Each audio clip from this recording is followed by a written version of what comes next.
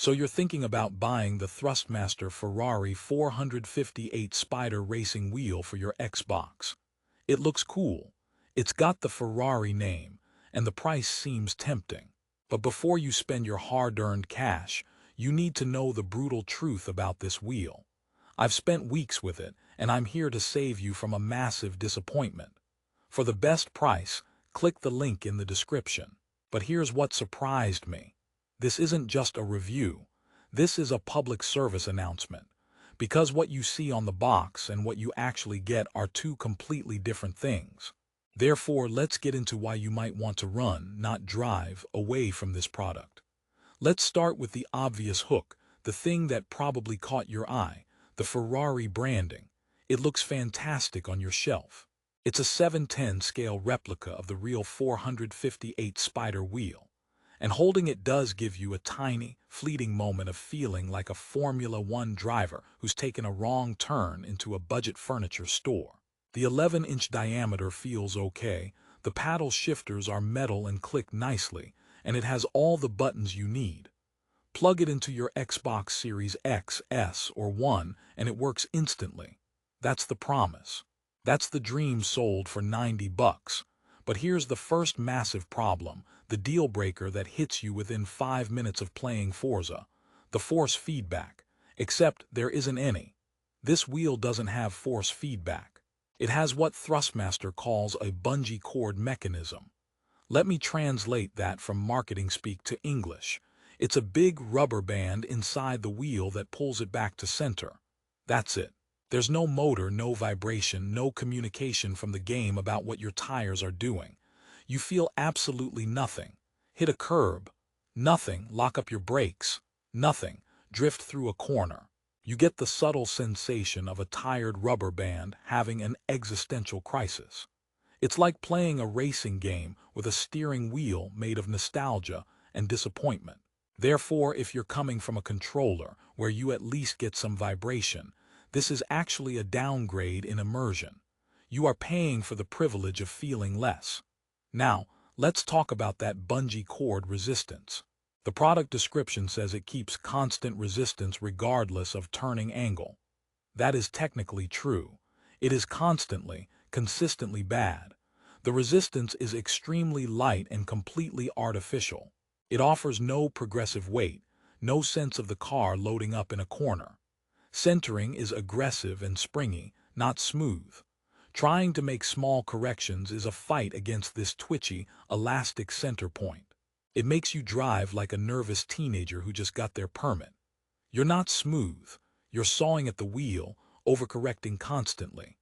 After a long session, your arms aren't tired from fighting a simulated car. They're tired from fighting a poorly designed toy. But wait, it gets worse. Let's talk build quality, or as I like to call it, the Creek Symphony. The entire wheel is made of a light, hollow plastic. It doesn't feel premium. It feels like a Happy Meal toy that grew up and got a job.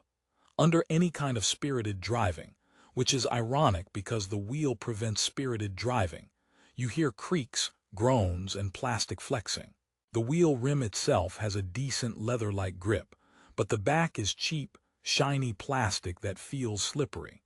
Those metal paddle shifters, they're the best part, but they're mounted on a plastic column that feels like it wants to escape. It's a wheel built to a price, and that price is written in bold on every single component. Therefore, the longevity is a huge question mark. This isn't a piece of sim racing equipment. It's a consumable like a controller you know will get stick drift in a year. Let's address the top positive review you'll see online. Great for beginners. Or, my kid loves it. This is the Trojan horse of compliments. It's great for beginners because they don't know any better yet. It's like saying a tricycle is great for beginners before they discover a bicycle exists. Yes, a child might love it because it's shaped like a Ferrari wheel and it turns their game. But as an adult or a serious gaming enthusiast, your standards are higher.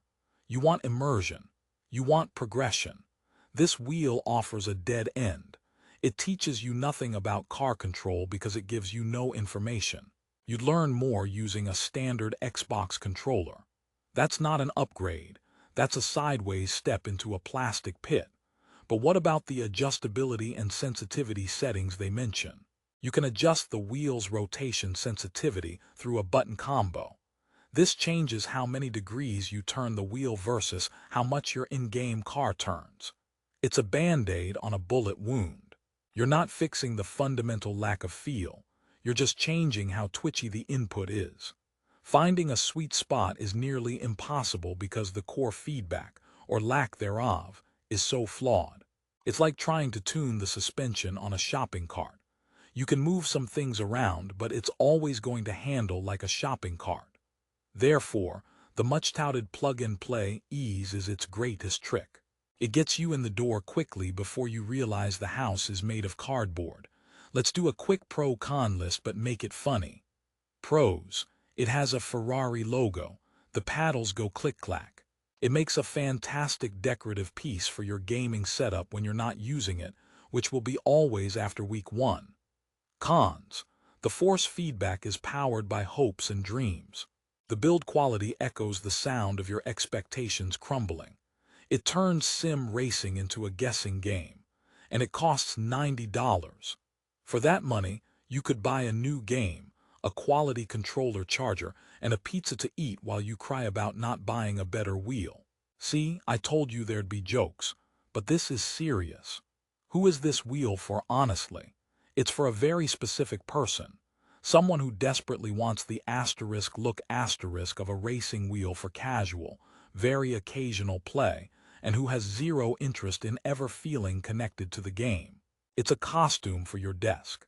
If that's you and you understand you're buying an accessory, not a simulator, then fine. But for anyone else, especially anyone looking to get into sim racing or improve their experience, this is a trap.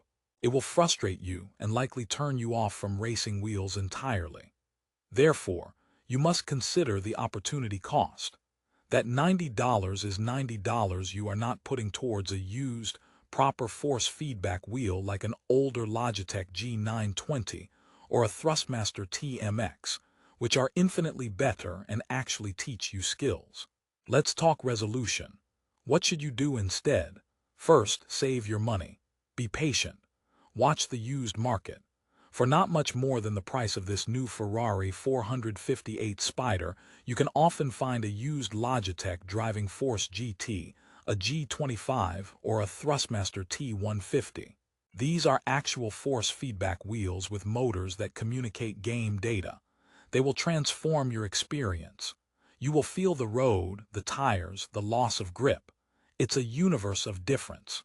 Going from this bungee cord wheel to a real force feedback wheel is like going from listening to a song through a wall to being at the concert. Don't buy the wall. In conclusion, the Thrustmaster Ferrari 458 Spider is a product that survives on its license and its looks. It's the racing wheel equivalent of a movie with a great trailer and a terrible plot. It promises the thrill of the race, but delivers the excitement of turning a rubber band. It's not a tool for racing, it's a prop. Therefore, my final, honest review is this. Do not buy this wheel if you have any serious interest in racing games. It is a foundational disappointment. The problems, no force feedback, cheap build, twitchy resistance, far outweigh the novelty of its design. Your money and your gaming time are too valuable for that. For a real racing wheel at the best price, use the link in the description to check out better options on Amazon. Save yourself the regret. Drive smart.